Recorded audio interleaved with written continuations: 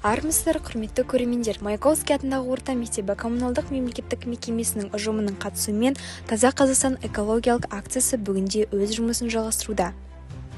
Бүгінгі сенбілік жайында оқушы ретінде өз пікіріңізбен бөліссеңіз. Мен Таза Қазақстан акциясының белсенді қатысушысымын. Және де табиғатты аялау тек үлкендердің ғана емес, оқушылардың да міндеті деп санаймын. Таза Қазақстан акциясына қатысу мен үшін үлкен жауапкершілік деп білемін. Табиғат біздің аманатымыз, оған қамқор болу әрқайсымыздың азаматтық борышымыз.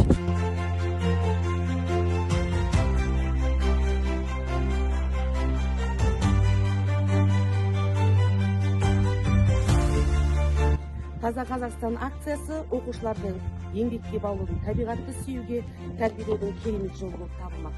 Біз бұл шара арқылы жас ұрпаққа қоршаған ортаның тазалығын тек қана сөзбен емес, сонымен қатар іспен дәлелдейтіндей көрсеткіміз келеді.